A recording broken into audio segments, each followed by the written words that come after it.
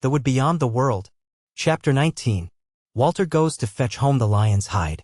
He entered the cool dusk through the porch and, looking down the pillared hall, saw beyond the fountain a gleam of gold, and when he came past the said fountain he looked up to the high seat, and lo! The lady sitting there clad in her queenly raiment. She called to him, and he came, and she hailed him, and spake graciously and calmly, yet as if she knew not of him save as the leal servant of her, a high lady. "Squire," she said, "we have deemed it meet to have the hide of the servant of the enemy, the lion to wit, whom thou slewest yesterday, for a carpet to our feet. Wherefore go now, take thy wood knife, and flay the beast, and bring me home his skin. This shall be all thy service for this day, so mayst thou do it at thine own leisure, and not weary thyself. Make a go with thee." He bent the knee before her, and she smiled on him graciously, but reached out no hand for him to kiss, and heeded him but little. Wherefore, in spite of himself, and though he knew somewhat of her guile, he could not help marveling that this should be she who had lain in his arms night long but of late. Howso that might be, he took his way toward the thicket where he had slain the lion, and came thither by then it was afternoon at the hottest of the day. So he entered therein, and came to the very place whereas the lady had lain, when she fell down before the terror of the lion, and there was the mark of her body on the grass where she had lain that while, like as it were the form of a hare. But when Walter went on to where he had slain that great beast, lo! He was gone, and there was no sign of him, but there were Walter's own footprints, and the two shafts which he had shot, one feathered red, and one blue. He said at first, "Belike someone hath been here, and hath had the carcass away." Then he laughed in very despite, and said, "How may that be, since there are no signs of dragging away of so huge a body, and no blood or fur on the grass if they had cut him up, and moreover no trampling of feet, as if there had been many men at the deed?" Then was he all abashed, and again laughed in scorn of himself, and said, "Forsooth I deemed I had done manly, but now forsooth I shot not, and not there was before the sword of my father's son. And what may I deem now, but that this is a land of mere lies, and that there is not real and alive therein save me? Yea, belike even these trees and the green grass will presently depart from me, and leave me falling down through the clouds." Therewith he turned away, and gat him to the road that led to the golden house, wondering what next should befall him, and going slowly as he pondered his case. So came he to that first thicket where they had lost their quarry by water, so he entered the same, musing, and bathed him in the pool that was therein, after he had wandered about it a while, and found nothing new.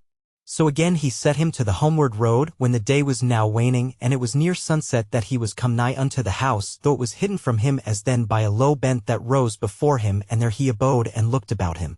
Now as he looked, over the said bent came the figure of a woman, who stayed on the brow thereof and looked all about her, and then ran swiftly down to meet Walter, who saw at once that it was the maid. She made no stay then till she was but 3 paces from him, and then she stooped down and made the sign to him, and then spake to him breathlessly, and said, "Hearken, but speak not till I have done. I bade thee tonight's meeting because I saw that there was one in I whom I must needs beguile. But by thine oath and thy love and all that thou art, I adjure thee come not unto me this night as I bade thee. But be hidden in the hazel copse outside the house as it draws toward midnight, and abide me there. Dost thou hearken, and wilt thou? Say yes or no in haste, for I may not tarry a moment of time. Who knoweth what is behind me?" "Yes," said Walter hastily, "but friend and love?" "No more," she said, "hope the best," and turning from him she ran away swiftly, not by the way she had come, but sideways, as though to reach the house by fetching a compass. But Walter went slowly on his way, thinking within himself that now at that present moment there was not for it but to refrain him from doing, and to let others do. Yet deemed he that it was little manly to be as the pawn upon the board, pushed about by the will of others. Then, as he went, he bethought him of the maiden's face and aspect, as she came running to him and stood before him for that minute, and all eagerness he saw in her, and sore love of him, and distress of soul, all blent together. So came he to the brow of the bent, whence he could see lying before him, scarce more than a bowshot away, the golden house now gilded again and reddened by the setting sun. And even therewith came a gay image toward him, flashing back the level rays from gold and steel and silver, and lo! There was come the king's son. They met presently, and the king's son turned to go beside him, and said merrily, "I give thee good even, my lady squire. I owe thee something of courtesy, whereas it is by thy means that I shall be made happy both tonight and tomorrow and many tomorrows, and sooth it is, that but little courtesy have I done thee hitherto." His face was full of joy, and the eyes of him shone with gladness. He was a goodly man, but to Walter he seemed an ill one, and he hated him so much that he found it no easy matter to answer him, but he refrained himself, and said, "I can thee thank, king's son, and good it is that someone is happy in this strange land." "Art thou not happy then, squire of my lady?" said the other. Walter had no mind to show this man his heart, nay, nor even a corner thereof, for he deemed him an enemy. So he smiled sweetly and somewhat foolishly, as a man luckily in love, and said, "Oh yeah, why should I not be so? How might I be otherwise?" "Yeah then," said the king's son, "why didst thou say that thou wert glad someone is happy?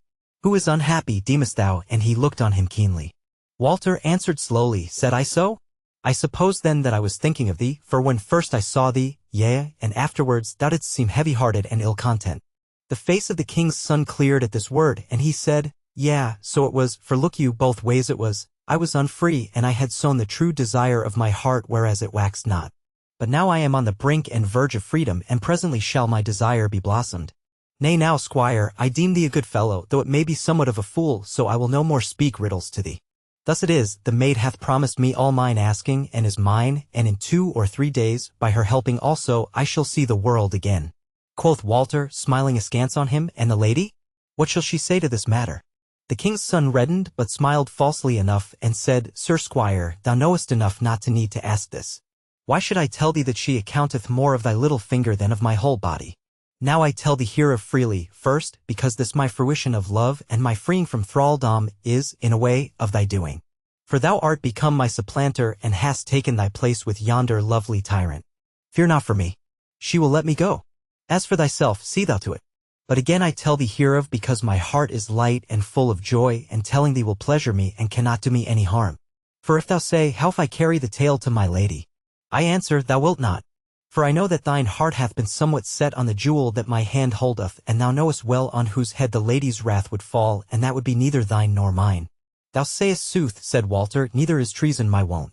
So they walked on silently a while, and then Walter said, "But how if the maiden had nay said thee, what hadst thou done then?"